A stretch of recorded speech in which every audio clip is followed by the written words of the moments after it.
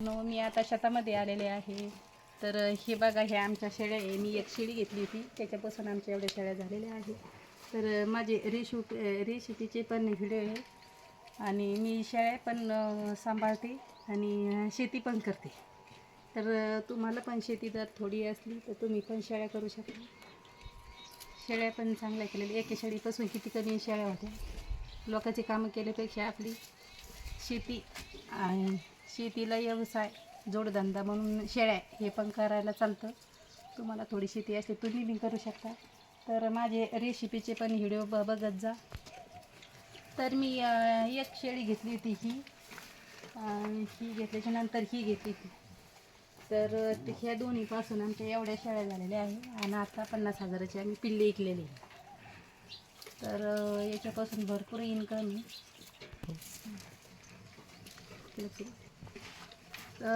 शेतीला जोडधंदा म्हणून आम्ही शेळ्याचा पण व्यवसाय केलेला आहे. तर तुम्हाला जर शेती कमी असली तर तुम्ही पण शेळ्याचा व्यवसाय सुरू करा आणि शेतातल्या मालापेक्षा हे मालाचे भाव कमी होत आहे आणि त्याच्यामुळं तुम्ही पण शेळी करा. शेळ्यामध्ये आपल्याला भरपूर इन्कम केलं तर किती तर फायदा आहे, नाही केलं तर काहीच नाही. थोडी शेती असली तर थोड्या शेतीवालीला हे पण करायला चालतं. तर तुम्ही तर करून बघा. तर शेती केल्यापेक्षा शेळ्याचा व्यवसाय केलेला पण चांगला आहे. हे मालाचे भाव कमी होतात पण हे शेळ्याचे भाव कधीच कमी होत नाही. आणि आज बोकड्याचं मटण जर पाहिलं तर 700-750 रुपये किलो मटण चाललेलं आहे. तर मटणाचे तरी भाव वाढत चालले पण शेतीतल्या मालाचे भाव वाढत चाललेले नाही. शेती करायला परवडत नाही. खताची बॅग जर म्हणली तर 2,000च्या वर झालेली आहे. तर ते शेती केल्यापेक्षा शेळीचा व्यवसाय केलेला चांगला आहे. तर तुम्हाला कसं, तर तुम्हाला जर शेती कमी असली तर तुम्ही शेती करून शेळीचा व्यवसाय करा. आता माझी 1 एकर शेती आहे. तर आम्ही शेती पण करतो आणि शेळ्या पण करतो. तर तुम्ही पण थोडी शेती असली तर शेळ्याचाच व्यवसाय करा. तर तुमची अडचण असेल तर तुम्ही आधी एक शेळी घ्या आणि एका शेळीपासून 10 शेळ्या होतील. 15 आपण जेवढ्या वाढवल्या तेवढ्या शेळ्या होतील. तर तुम्ही करून बघा एकदा. असं पाठी सांग.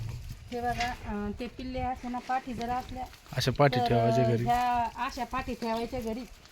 आणि बोकड जर असले तर विकून टाकायचे. हे बघा, आम्ही आता सगळे पिल्ले विकलेले आहे. फक्त ती एक पाठ आणि ही एक पाठ ठेवलेली आहे. तर हे बघा, अजून 6 महिन्यांनी जणते आहे पाठी. तर आता हे एक बोकडं ठेवलेलं आहे आम्ही घरी, मोठा आहे. आणि आता बरेच 50,000चे पिल्ले विकलेले आहे. तर ह्या एवढ्या आता 4-5 शेळ्या राहिलेल्या आहे आमच्याकडं. तर ह्या पण गाभण आहे. तर आता आपलं एप्रिल महिन्यामध्ये शेळ्या जणते आहे आणि ही एक पाठ आहे. तर ही लगेच जणणार आहे आता 2-1 महिन्यामध्ये. 1 महिन्यात समजा बांधली, 1.5-2 महिन्यामध्ये ही पण पाठ जणते आहे. बाकी सगळ्या शेळ्या जणलेल्या आहे. तर आता ही एवढीच राहिलेली आहे. आता बाकी सगळ्या गाभण शेळ्या आहे आमच्या. तर तुम्ही पण असंच करा. बोकड विकून टाका आणि पाठी घरी ठेवा, म्हणजे तुमच्या शेळ्या वाढतील.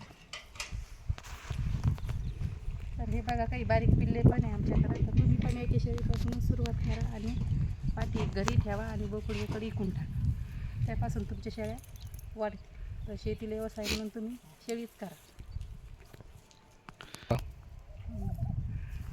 तर माझे रेसिपीचं पण चॅनल आहे. तर तुम्ही लाईक आवडल्यास टाकणार आहे. तर माझे रेसिपीचे व्हिडिओ टाकलेले आहे पण अजून परत टाकणार आहे. तर तुम्ही ते बघत जा. गावाकडची रेसिपी आहे माझ्या चॅनलचं नाव. तर मी आता इथून पुढे शेतात रेसिपी टाकणार आहे. तर बघत जा. आवडल्या दाखवणार आहे. तर आवडल्यास लाईक करा, शेअर करा. नवीन असेल तर सबस्क्राईब करा. शेतामधले चुलीवरचं जेवण बनवून दाखवणारे असे